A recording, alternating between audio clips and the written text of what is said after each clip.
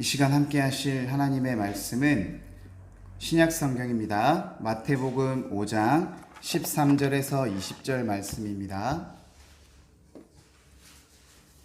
신약 성경 마태복음 5장 13절에서 20절 말씀입니다. 말씀을 다 찾으신 줄 알고 한 절씩 말씀을 읽도록 하겠습니다. 너희는 세상의 소금이니 소금이 만일 그 맛을 잃으면 무엇으로 짜게 하리요? 후에는 아무 쓸데없어 다만 밖에 버려져 사람에게 밟힐 뿐이니라.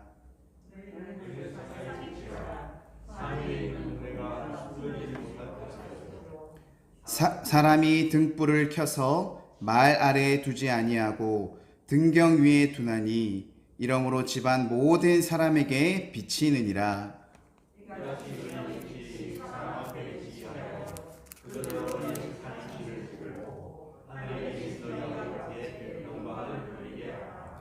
내가 율법이나 선지자를 폐하러 온 줄로 생각하지 말라. 폐하러 온 것이 아니오 완전하게 하려 함이라.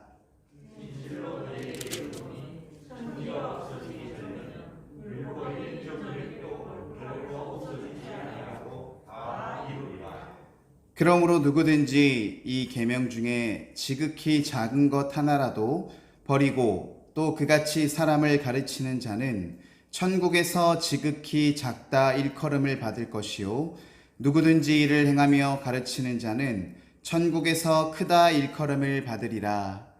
내가 너희에게 이르노니 너희 의가 서기관과 바리새인보다 더 낫지 못하면 결코 천국에 들어가지 못하리라. 아멘. 은혜로우신 하나님 아버지, 오늘도 우리를 사랑하시고 우리를 인도하여 주셔서 수요 예배로 나오게 해주신 것을 감사드립니다.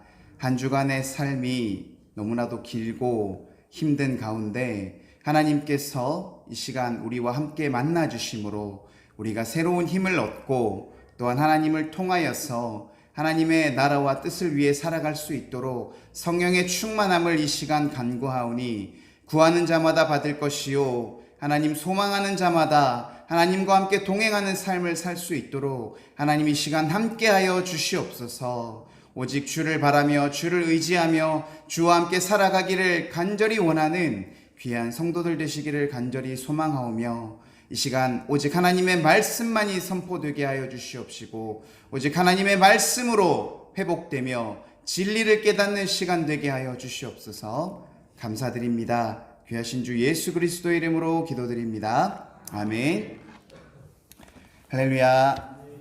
우리 이 시간 함께 인사하도록 하겠습니다. 옆 사람과 인사하도록 하겠습니다.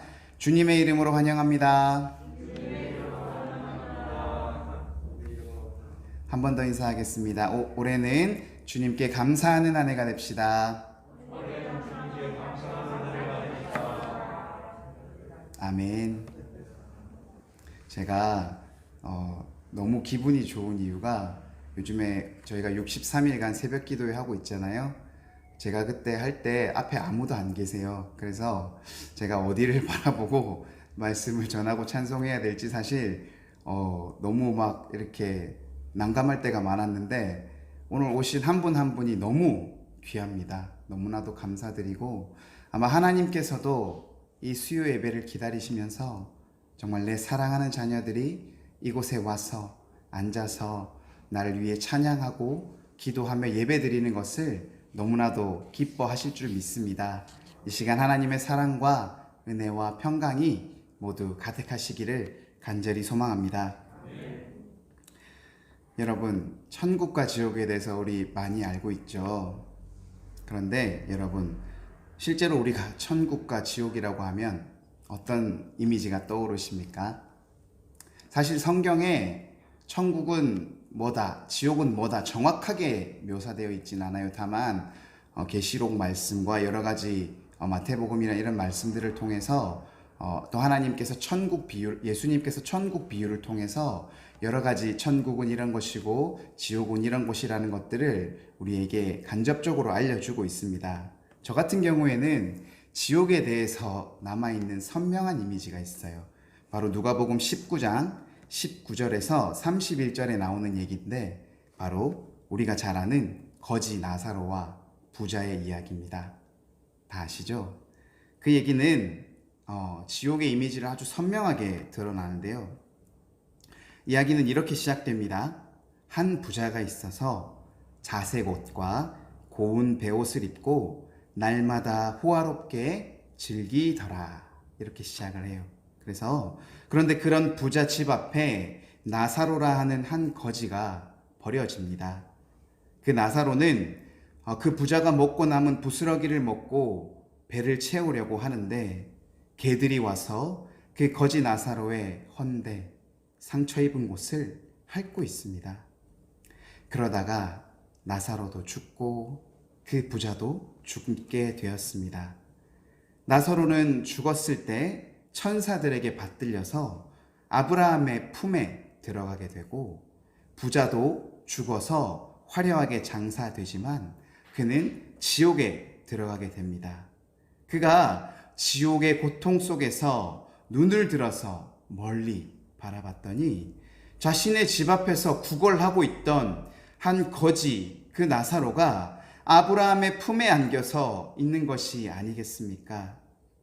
지옥의 불이 얼마나 뜨겁고 또한 고통에 견디다 못했는지 이 부자가 아브라함의 이름을 부릅니다. 그리고 아브라함의 품에 있는 나사로의 손가락 끝에 물을 찍어서 자신의 혀를 시원하게 해달라고 간청을 하게 됩니다. 지옥이 얼마나 뜨거울까요? 지옥이 얼마나 뜨거웠으면 그리고 얼마나 고통스러웠으면 물 한 잔 달라고 하는 것도 아니고 그저 겨우 이 손가락 끝에 물을 찍어서 그 한 방울로 나의 혀를 시원하게 해달라고 간청하고 있지 않겠습니까? 지옥이라는 것은 꺼지지 않는 뜨거운 불꽃 속에서 끝나지 않는 영원한 고통을 받고 있는 것이라는 것을 우리는 말씀을 통해서 간접적으로 깨달을 수 있습니다. 그렇다면 천국은 어떤 곳일까요? 요한계시록을 살펴보면 그곳은 하나님의 영광이 가득한 곳입니다. 그곳의 성은 빛이 지극히 귀한 보석 같고 벽옥과 수정같이 맑은 곳이며 특이하게도 해나 달에 비침이 없습니다. 그런데도 밝은 것은 하나님의 영광이 비치는 곳이기 때문이며 따라서 그곳에는 밤이 없습니다. 그리고 그곳에 사는 사람들의 모든 눈물을 그 눈에서 씻으시고 다시는 사망이 없고 애통하는 것이 없으며 곡하지 않고 아픈 것이 다시는 있지 않는 곳이라고 설명하고 있습니다. 여러분, 말만 들어도 어디 그런 곳이 있나 그런 생각 들지 않습니까? 이 외에도 천국과 지옥에 대한 이야기들이 많이 있지만 이 이야기를 들으면 천국은 어떤 곳이구나, 지옥은 어떤 곳이구나라는 이미지가 생각이 날 줄로 믿습니다. 그런데 요즘 시대를 살아가면서 참으로 안타까운 것은 마치 천국과 지옥을 어디 여행하는 것처럼 선택할 수 있다라고 생각하는 사람들이 있는 것 같다는 생각입니다. 한 인문학 강연을 하는 프로그램이었는지 작가가 나와서 이런 얘기를 합니다. 보들레르라고 하는 유명한 시인이 있습니다. 그 사람이 쓴 악의 꽃이라는 시에 살펴보면 한 부분인데 이런 시가 있습니다. 내가 천국에서 오건 지옥에서 오건 무슨 상관이냐. 모르는 시면에서 새로운 것만을 찾아낼 수 있다면. 이렇게 한 시의 구절을 얘기하면서 이 작가는 이렇게 말합니다. 환경의 영향을 받지 않고 스스로를 가두는 그러한 감옥에서 벗어남을 통해서 천국에 있든 지옥에 있든 나는 새로운 것을 찾아 나를 스스로를 가두고 괴롭히지 않고 내가 그 고통 속에서 벗어난다는 그런 얘기들을 하고 있는데 중요한 건 그 얘기를 듣는 젊은 청년들의 눈이 얼마나 반짝반짝한지 아십니까? 그것을 보고 너무 안타까운 생각이 들었습니다. 천국과 지옥이라는 것은 그저 그렇게 환경적인 영향을 받는 곳이 아니라 우리가 영원히 살아갈 곳 아니겠습니까? 우리가 하나님을 믿지 않고 죄를 지음으로 인해서 영원히 고통받는 곳, 그곳에 새로움이 어디 있으며 하나님이 계신 그 하나님의 영광이 비치며 슬픔도 없고 고통도 없고 모든 것들이 아름다우며 하나님께 찬양과 영광을 돌리는 그곳이야말로 우리가 바라고 나아가야 할 곳인데, 마치 이 세상의 지혜는 천국이든 지옥이든 상관이 없다, 너의 마음속에 모든 것이 달려있다는 식으로 가르치고 있고, 그것을 젊은이들이 너무나도 마치 깨달음을 얻었다는 듯이 듣고 있는데, 하나님을 믿는 사람으로서 너무 안타깝더라고요. 천국과 지옥은 선택하거나 여행할 수 있는 곳이 아닙니다.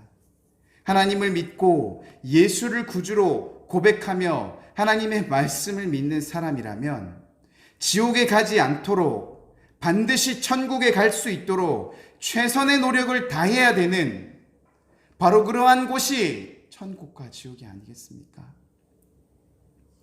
여러분, 오늘 말씀의 제목이 뭔지 같이 한번 읽어보겠습니다. 시작. 천국에 들어가려면, 네, 우리는 천국에 들어가기 위해서 최선의 노력을 다해서, 내가 가지고 있는 모든 것을 다해서 반드시 천국에 들어가야 할 줄로 믿습니다. 여기 계신 우리 성도님들은 모두 천국을 소망하며 그곳으로 나아가기 위해서 최선을 다하는 삶을 살기를 간절히 소망하며 축복합니다. 그렇다면 우리는 어떻게 하면 천국에 들어갈 수 있을까요? 오늘 본문 20절의 말씀 한번 띄워주시겠어요? 한번 같이 말씀을 읽어보겠습니다. 시작. 내가 너희에게 이르노니 너희 의가 서기관과 바리새인보다 더 낫지 못하면 결코 천국에 들어가지 못하리라. 아멘. 천국에 들어가려면 어떻게 해야 된다고요? 우리의 의가 서기관이나 바리새인들보다 더 낫지 못하다면 결코 천국에 들어가지 못한다고 성경은 지금도 말하고 있습니다. 이 말은 반대로 얘기하자면 우리의 의가 서기관이나 바리새인들보다 더 나아야지만 천국에 들어갈 수 있다는 말과도 같은 것 아니겠습니까? 그렇다면 우리가 여기서 알아야 할 것 두 가지가 있는데요. 첫 번째는 이 성경에서 말하고 있는 의라는 것이 무엇인가?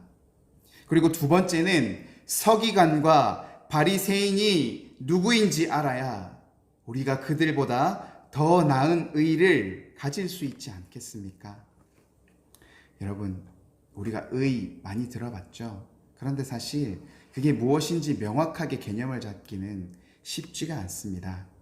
우리 첫 번째 의에 대해서 한번 알아보면, 쉽게 말해서 의롭다, 옳다라는 뜻으로 이해하면 좋을 것 같습니다. 즉, 우리의 모습과 우리가 하는 행동이 의로운가, 옳은가라는 뜻으로 이해할 수 있다는 것입니다. 이 의에 대한 내용을 잘 기억하시기 바랍니다. 뒤에 나올 중요한 내용에서 다시 한번 나옵니다. 다시 한번 설명드립니다. 의라는 것은 나의 모습과 내가 하는 행동이 옳은가, 의로운가를 따지는 것입니다. 그렇다면 두 번째로 서기관과 바리새인들은 누구인가 대해서 한번 알아보겠습니다. 사실 앞서도 많이 얘기했지만 다시 한번 정확하게 정리를 해드리겠습니다. 먼저 서기관은요, 쉽게 말해서 말씀의 전문가라고 생각하시면 됩니다. 지금으로 말하자면 저는 너무나도 부족하지만 교회 목사님들, 사역자들, 말씀을 가르치시는 그러한 분들과 유사하다고 말씀드릴 수 있겠습니다. 옛날에 아직 인쇄술이 발명되기 전에는 성경의 사본이 많지 않았습니다. 그래서 아무나 성경에 접할 수가 없었습니다. 따라서 성경을 접할 수 있다는 것은 대단한 특권이기도 했습니다. 이 직분은 구약시대부터 존재했던 것으로 국가의 기록이나 왕의 비서의 역할, 그리고 율법을 필사하는 그런 역할을 하였기 때문에 누구보다 성경에 대해서 지식적으로 잘 아는 사람이었습니다. 그렇다면 바리새인은 어떻습니까? 그들은 유대교 안에서 발생한 바리새파를 추종하는 자들입니다. 그들은 율법, 그 중에서도 모세오경, 아시죠? 창세기, 출애굽기, 레위기, 민수기, 신명기를 모세오경이라고 하지 않습니까? 그 오경에 기록되어 있는 말씀을 철저하게 지키며 그 말씀대로 살아가기를 힘쓰는 말씀에 경건한 자들이었습니다. 이들의 노력을 통해서 율법이 유대인들의 삶의 중심에 잘 정착하게 되는 결과를 얻었고, 당시의 민중들에게는 존경의 대상이 되기도 했다고 합니다. 당시의 유대인들에게는 이런 말들이 있었다고 해요. 반드시 천국에 들어갈 수 있는 두 종류의 사람이 있다면 그중 하나는 서기관이요, 또 다른 하나는 바리새인일 것이라는 말이 있을 정도로 당시의 유대인들에게 서기관과 바리새인들은 의롭고 행실이 올바른 자들이었다는 것입니다. 자, 어떻습니까? 여기 계신 우리 성도님들 중에서 유대인 서기관보다 성경을 잘 아시거나 유대 바리새인들보다 하나님의 율법대로 살아가기를 힘쓰고 애쓰며 경건하게 살고 있다고 자부하시는 분들이 계십니까? 아마 저를 포함해서 우리의 모습을 돌아볼 때 서기관이나 바리새인들보다 더 경건하게 율법대로 살아가는 사람을 찾기는 매우 어려울 것 같습니다. 그럼 어떻게 해요? 우리 천국에 못 들어가나요? 그렇지만 결코 낙심하지 마시기 바랍니다. 결코 실망치 마시기 바랍니다. 앞서 제가 의에 대해서 말씀드렸죠. 의라는 것은 의롭고 옳은 행동이라는 것을 말씀드린 바 있습니다. 그런데 여기서 중요한 것은 이 의라는 것이 누구의 입장에서 의롭고 옳은 행동이냐는 것입니다. 우리 오늘 본문 17절의 말씀을 한번 같이 읽어보면 좋겠습니다. 17절 말씀을 함께 읽겠습니다. 시작. 내가 율법이나 선지자를 폐하러 온 줄로 생각하지 말라. 폐하러 온 것이 아니요 완전하게 하려 함이라. 아멘. 서기관과 바리새인들은 율법에 대해서는 아주 의롭고 옳은 행동을 하려고 노력하는 사람들이었습니다. 그런데 오늘 방금 읽은 17절의 말씀과 같이 구약 시대부터 예수님이 오시기 전까지는 이 율법이 초등교사의 역할을 하며 그것대로 살아가는 것이 맞았다는 것입니다. 그렇지만 이제 예수님이 그리스도로서 오심으로 율법이 완전해졌습니다. 이 말은 이제부터는 율법으로가 아니라 율법을 완전하게 하시는 예수님의 말씀에 대해서 의롭고 옳은 행동을 하려고 힘쓰고 애쓰며 살아야 한다는 것입니다. 즉 예수 그리스도를 믿고 예수님의 말씀과 가르침에 따라서 살아가는 것이야말로 바로 의롭고 옳은 행동, 즉 하나님께서 원하시는 의가 된다는 것입니다. 좀 장황하게 설명해서 어려울 수 있는데 이제부터 잘 들으시기 바랍니다. 그런데 앞서 말씀드렸던 서기관과 바리새인들의 태도를 한번 살펴보면요, 그들은 신약 성경에 기록된 말씀을 살펴보면 그들은 예수 그리스도의 대적자라고 나옵니다. 교만과 위선의 눈이 가려져서 진리를 구별하지 못하는 자들로 기록되어 있습니다. 하나님께서 자신의 백성들을 그들의 죄에서 구원하시기 위해서 보내주신 구원자이신 예수 그리스도와 그의 가르침을 인정하지 않고 무시했다는 것입니다. 여러분, 100m 달리기 아시죠? 100m 달리기를 한번 상상해 보시기 바랍니다. 선수들이 달릴 준비 동작을 하고 이제 심판이 언제 출발 신호를 할지 긴장되는 마음으로 기다리고 있습니다. 잠시 후 심판의 출발 신호가 나왔습니다. 기다리고 있던 선수들은 열심히 달리기를 시작했습니다. 그런데 갑자기 한 사람이 결승점이 아니라 반대 방향으로 너무나도 열심히 뛰어가고 있는 것이 아니겠습니까? 우리는 그 선수를 어떻게 바라보겠습니까? 아마 규칙도 제대로 이해하지 못한 그런 사람으로 바라보지 않겠습니까? 그가 아무리 열심히 달린다고 할지라도 잘못된 방향으로 달린다면 그가 경주에서 우승할 수 있을까요? 마찬가지입니다. 유대의 서기관과 바리새인들은 예수 그리스도가 오심으로 새롭게 규칙이 변경되었음에도 불구하고 여전히 자신들이 원하는 방향으로만 달려가고 있다는 것입니다. 그것은 하나님께서 보셨을 때 의롭고 올바른 행동이 아니었다는 것입니다.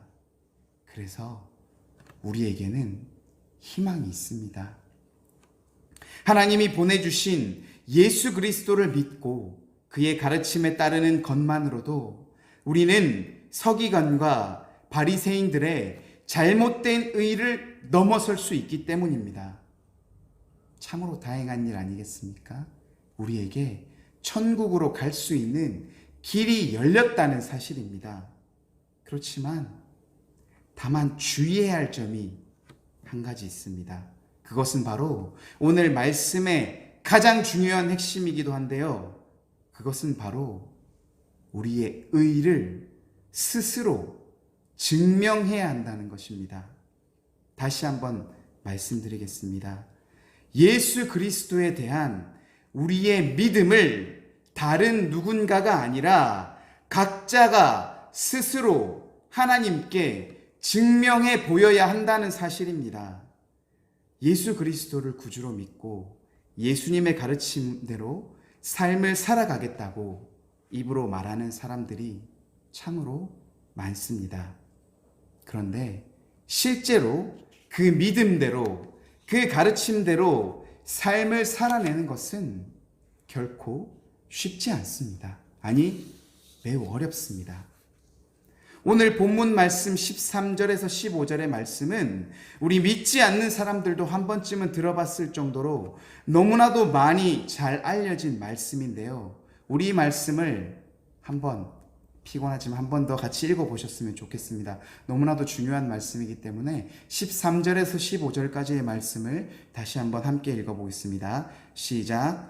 너희는 세상의 소금이니 소금이 만일 그 맛을 잃으면 무엇으로 짜게 하리요? 후에는 아무 쓸데없어 다만 밖에 버려져 사람에게 밟힐 뿐이니라. 너희는 세상의 빛이라. 산 위에 있는 동네가 숨겨지지 못할 것이요 사람이 등불을 켜서 말 아래에 두지 아니하고 등경 위에 두나니 이러므로 집안 모든 사람에게 빛이 있느니라. 아멘. 너무나도 잘 아는 말씀이죠. 예수 그리스도를 구주로 믿는 우리 그리스도인에게 주님은 그 믿음을 스스로 증명하기 위해서 우리에게 역할을 주셨어요. 그것이 바로 소금과 빛의 역할이라는 것입니다. 여러분, 소금의 역할이 무엇인지 잘 알고 계시죠? 생명을 살리고 부패를 방지하고 맛을 내게 하는 등 아주 다양하고 중요한 역할들을 맡고 있지 않습니까? 또한 빛의 역할은 무엇입니까? 빛이 비춰줌으로 인해서 어두움 가운데서도 안전하게 우리가 다닐 수 있도록 우리를 지켜주고 만물을 성장하게 하는 등 이 세상에 꼭 필요한 역할을 가지고 있지 않습니까? 그런데 여러분, 여기서 끝나면 안 됩니다. 여기서 더 중요한 것은 소금과 빛이 어떠한 중요한 역할을 하는가가 아니라 소금과 빛의 역할을 맡은 내가 그 일을 하고 있는가, 하지 않고 있는가 라는 것을 돌아보아야 한다는 것입니다. 아무리 중요한 역할을 맡았다고 하더라도 내가 그 일을 최선을 다해서 하지 않는다면 그게 무슨 소용이 있겠습니까? 본문에서도 말하고 있듯이 소금이 그 맛을 잃으면 어떻게 됩니까? 그 역할에 상관이 없이 쓸데가 없어서 다만 밖에 버려져서 사람들에게 밟힐 뿐이라고 말하고 있지 않습니까? 또한 사람이 등불을 켜서 말 아래에 두지 않고 등경 위에 둔다는 것은 집안의 모든 사물을 밝게 비추게 하는 것을 뜻하는 것이지 않습니까? 만일 빛이 모든 사물을 비치는 등경 위에 있지 아니하고 말 아래에 두게 된다면 그 등불의 빛은 사라지게 되어 아무런 역할을 감당할 수 없게 된다는 말입니다. 아무리 소금과 빛의 역할을 맡은 그리스도인들이 많다고 하지만 그들이 예수님의 가르침대로 소금과 빛과 같은 삶을 살지 않는다면 어떻게 세상에서 소금과 빛과 같은 역할을 할 수 있겠습니까? 그저 쓸모없어서 밖에 버려지는 지나가는 사람들에게 밟힐 뿐인 역할이 되지 않겠습니까? 마치 말 아래에 둔 등불처럼 아무 의미가 없어지지 않겠습니까? 왜 지금 기독교, 교회와 그리스도인들이 세상에서의 영향력을 잃어버리고 좋지 못한 소리를 듣고 나쁜 이미지가 쌓여만 갑니까?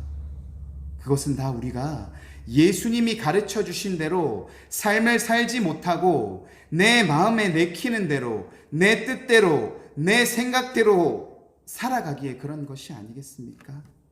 우리는 언젠가 분명히 하나님 앞에서 내 자신의 믿음을 증명해야 되는 그때가 올 줄로 믿습니다.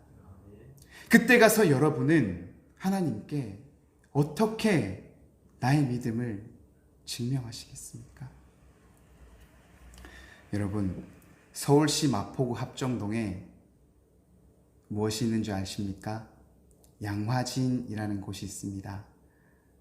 제가 기도원 갔다 오면서 들렀던 곳이기도 한데요. 양화진 들어보셨습니까? 외국인 선교사들이 묻혀 있는 묘역입니다. 하나님의 복음이 어떻게 우리에게 오게 되었습니까? 우리의 많은 믿음의 선배들이 자신의 상황과 조건을 따지지 않고 하나님이 주신 그 사명과 뜻에 따라서 자신의 믿음을 증명하며 하나님을 신뢰하며 우리에게 복음을 전해줬기 때문에 외국의 많은 선교사님들과 우리 믿음의 선진들을 통해서 지금까지 복음이 전해져 내려오고 있지 않습니까? 그렇다면 우리의 역할은 무엇입니까? 우리의 다음 세대들에게 이 복음을 전해서 하나님을 믿는 자들이 늘어나게 하며 하나님의 나라가 이 땅에 완성되게 하는 것이 아니겠습니까? 제가 예전에 초창기 때 한번 설교했었는데요. 혹시 헤론 선교사님에 대해서 알고 계십니까? 그분은 그 누구보다도 예수님과 같은 불꽃 같은 삶을 사셨던 분입니다. 그분은 영국에서 출생했던 분이셨고요. 아버지가 목사님이셨어요. 그가 14살 되던 해에 아버지의 그런 목회지의 이동으로 인해서 미국 테네시주라는 곳으로 이주를 했습니다.